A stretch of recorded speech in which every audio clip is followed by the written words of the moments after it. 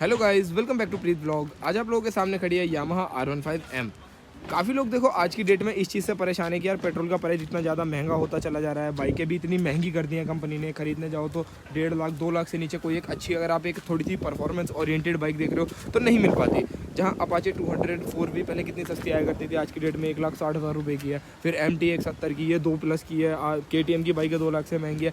तो यहाँ पे जब बंदा बाइक खरीदता है ना, तो कहीं ना कहीं दिमाग में एक फैक्टर रहता है, जैसे हम इंडियन से हमारे दिमाग में एक चीज़ रहती है कि लाइक यार बाइक हम तो खरीद लेंगे, ये हमें एवरेज क्या देगी। एवरेज बोले तो मतलब माइलेज क्या देगी, 1 लीटर पेट्रोल में कितनी चलेगी। तो एवरेज के मामले में हर किसी को पता है कि R15 ना अच्छी माइलेज निकाल के देती है। अगर आप इसको रफ ना चलाओ, नॉर्मल तरीके से चलाओ ना, 43-45 तक की एवरेज निकाल के दे देगी। मैं केदारनाथ गया था, मेरी बाइक ने मेरे को 40+ एवरेज दिया, मुझे यकीन नहीं हुआ लिटरली, क्योंकि वहाँ पे क्या था, ज़्यादा भगाने का मौका नहीं मिल रहा था। ठीक है, एक कांस्टेंट स्पीड पे सबके साथ चल रहे थे। देखो कब तक आप अगर अकेले भगाते रहोगे, कब तक भगाओगे। एक सर्टेन स्पीड के बाद या एक टाइम के बाद मन क्या करता है कि यार चल छोड़, सबके साथ चलते हैं, आराम से चलाते हैं, उसमें मज़ा आएगा। ठीक है ना, वो चीज़ रहती है।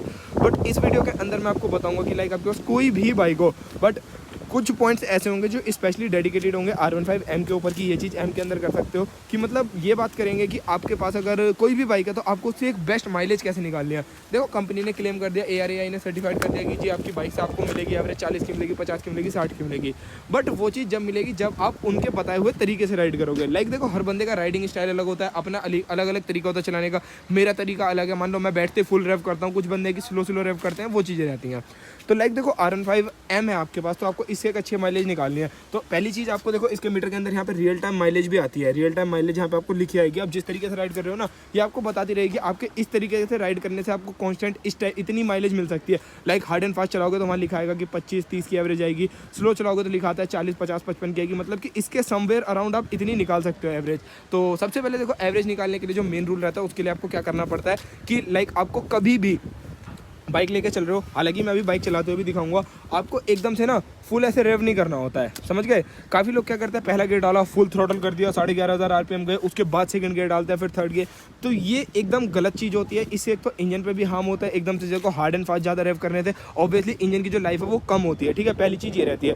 दूसरी बात आपको पता होगा कि R15M के अंदर VVA टेक्नोलॉजी इन्होंने दे रखी है, वेरिएबल वॉल्व एक्चुएशन। इसके अंदर क्या होता है कि लाइक आपके जब 7,200 RPM जाती है ना, यहाँ पे 7,200 या 7,000 कुछ देखो लिखा हुआ दिखाता हूँ, ये लिखा हुआ होगा यहाँ पे VVA। तो जब आपके RPM ज़्यादा होते हैं ना, जब यहाँ पे आपके मतलब जब आप ज़्यादा RPM लेके जाते हो, तो इसका जो दूसरा वाल्व है, बाइक के अंदर 2 वाल्व है, तो जो दूसरा वाल्व है दोनों ओपन हो जाते हैं। तो फिर ये पेट्रोल खूब पीती है और आपको उसी हिसाब से परफॉर्मेंस देती है।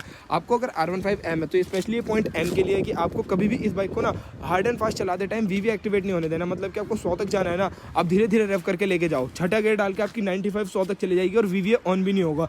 उससे आपकी जो फ्यूल इकोनॉमी है वो बहुत अच्छी निकल के आएगी। ठीक है, नेक्स्ट चीज़ यहाँ पे आपको किस चीज़ का ध्यान रखना है कि लाइक आप जैसे बाइक चलाते हो, आपकी बाइक 4th गियर में चल रही है, तो आपको ये नहीं है कि यार मतलब कि आपकी बाइक 3rd गियर में चल रही है, आपको ये नहीं करना कि मुझे 70-80 चल रही है तो अभी 3rd गियर में ही चलाए जाओ।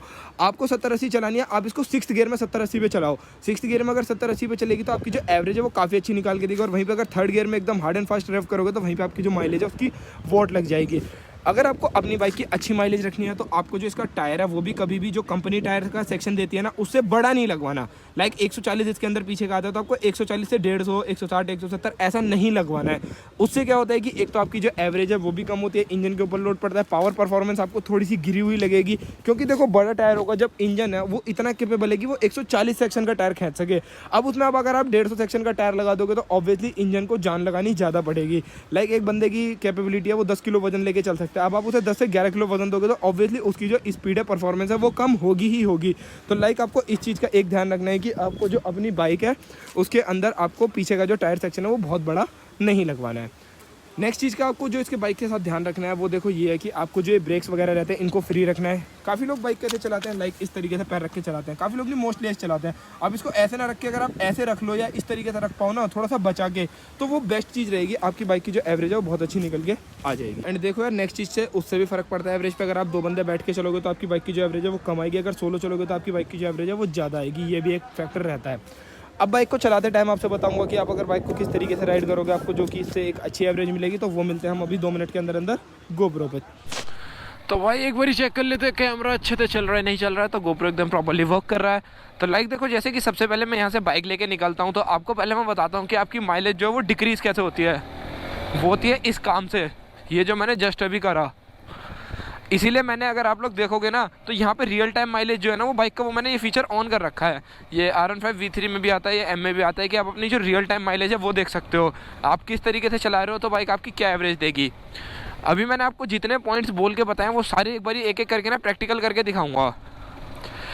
जैसे कि देखो, सबसे पहली चीज़ मैंने आपको क्या बोला था, आप इसको हायर गियर पे चलाओ जिसपे कि इंजन पे लोड भी ना पड़े और क्या नाम है, बाइक स्मूथली चलती भी रहे। 4th गियर पे चला रहा हूँ और देखो स्पीड देख लो 31-32 की है, और मीटर के अंदर एक बारी एवरेज देख लो कितनी लिखी आ रही है, 54.6 के आसपास की एवरेज दिखा रही है। तो समवेयर कहीं ना कहीं पे आपकी जो एवरेज है 45 से 50 के बीच में मेरे अकॉर्डिंग ये दे देगी, अगर इसी तरीके से मैं इसको कंटिन्यूस चलाता रहूँगा तो। ठीक है, यहाँ पे तो रियल टाइम लिखी आती है। इसके अलावा आप आगे ना आपकी दिखाता हूँ, एक सेकंड चेंज हो जाएगा, चलते चलते, हाँ हो गया। ये देखो जहाँ पे आपकी एवरेज लिखी आ रही है, यहाँ पे कितनी लिखी है 35.3। जब मैं एक कांस्टेंट स्पीड पे एक ही तरीके से चलाता रहूँगा ना, जो ये 35.3 है ये वाली भी इंक्रीज होगी, और अगर गलत तरीके से चलाऊंगा रफ हार्ड एंड फास्ट तो वो वाली डिक्रीज भी होगी। तो वापस रियल टाइम पे कर लेते हैं एक बारी। ये रही देखो 60 की दिखा रही है। ठीक है, अब देखो मैं आपको दिखाता हूँ डिक्रीज कैसे होगी, 4th, 3rd, 2nd।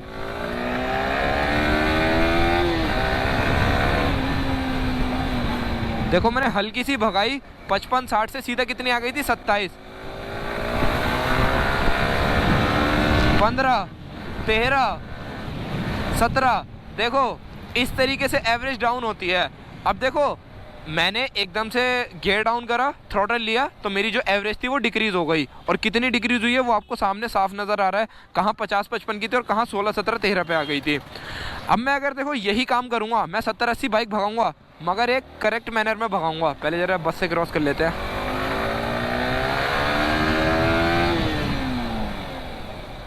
लाइक देखो पहले बाइक मेरी चल रही है, अब मैंने डाल लिया 4th गियर। अब मेरी बाइक कौन सी स्पीड पे चल रही है, अपना 39-40 चल रही है। अब मैं देखो धीरे धीरे गियर अप करूँगा। अब मैं 5th गियर में चल रहा हूँ 50-55 पे, और अब मैं डाल देता हूँ अपना 6th गियर, और मैं VVA भी एक्टिवेट नहीं होने दे रहा हूँ, छोटे गियर पे बाइक चला रहा हूँ, और 60-70 की स्पीड पे मेरी बाइक चल रही है। एवरेज देख लो कितनी लिखी आ रही है, 80.6 की, 80, 72, 99.9, 92.7, देख रहे हो।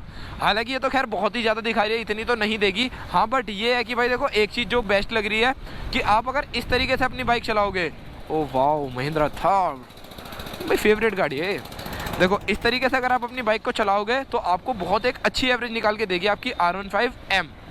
देख रहे हो ना, अभी देखो VVA किक इन नहीं होने दे रहा हूँ मैं, और एक स्पीड मेंटेन करके हायर गियर्स पे चला रहा हूँ। इस हायर गियर पे चलाने से ना मेरे इंजन के ऊपर लोड भी नहीं पड़ रहा है, बाइक मेरी स्मूथली चल रही है, और बहुत ना के बराबर मैंने थ्रॉटल होल्ड करा हुआ है।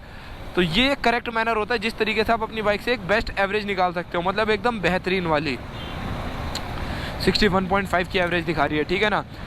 और मेरा आप हाथ भी देख रहे होगे, मैं जब से बाइक चला रहा हूँ मेरे को हैबिट है कि मैं अपना हाथ ना ऐसे नहीं रखता, ऐसे रखता हूँ। ये एक इंपॉर्टेंट चीज़ है। डिस्क ब्रेक वाला भी हाथ आप मेरा देख रहे होगे, अगर मैं ट्रैफिक में जाता हूँ तो मेरी उंगलियां डिस्क ब्रेक पे जाती है, वरना नहीं जाती। और मेरा पैर देख लो, मैं पैर भी नीचे देखो भाई अलग ही रख के चलाता हूँ, जिससे कि भाई मेरा नीचे की तरफ जो सीन है ना प्रॉपर ब्रेक के ऊपर, पीछे वाला जो डिस्क ब्रेक है वो थोड़ा बहुत भी ना दबे। और R15 की एक खूबी और है यहाँ पे, अगर आप लोग इसको जैसे कि हायर गियर पे कम स्पीड पे चलाते हो ना, तो ये 6th गियर पे 50-40 की स्पीड पे आराम से चल पाती है। और इस तरीके से 6th गियर पे चला रहा हूँ तो एवरेज देखो 69.1 की दिखा रही है। अब जब मैं इसको कॉन्स्टेंट इसी तरीके से कई किलोमीटर कंप्लीट कर लूँगा ना, तो मेरी जो ये है रियल टाइम एवरेज जो है वो 35.3 की जो है ना, वो मेरी कहीं ना कहीं पे काफ़ी हद तक इंक्रीज़ हो जाएगी। तो ये एक बेस्ट तरीका रहता है, जैसे कि आप अपनी जो एवरेज है वो ज़्यादा निकाल सकते हो। देखो एवरेज गिरती कैसे है वो भी मैंने आपको दिखा दी, और एवरेज बढ़ती कैसे है वो भी चीज़ मैंने आपको दिखा दी। ये कहाँ जा रहा है, लोगों ने देख लिया। ये तरीका होता है एक बेस्ट एवरेज निकालने का। अब अगर आप लोग अभी तक अपनी बाइक से अच्छी एवरेज नहीं निकाल पाते थे तो ऐसे करके चलाओ अपनी कोई सी भी बाइक को, आपको बढ़िया एवरेज निकाल के देगी। देखो M के अंदर तो VVA की कीमत होने दो, और अगर कोई और सी भी बाइक है ना, मैक्सिमम 4000, 5000, 6000 RPM इससे के ऊपर मत चलाना बाइक, ठीक है, बढ़िया एवरेज मिल जाएगी। तो करते इस वीडियो को अच्छा लगा तो लाइक शेयर सब्सक्राइब मैंडेटरी है, करके जाना है।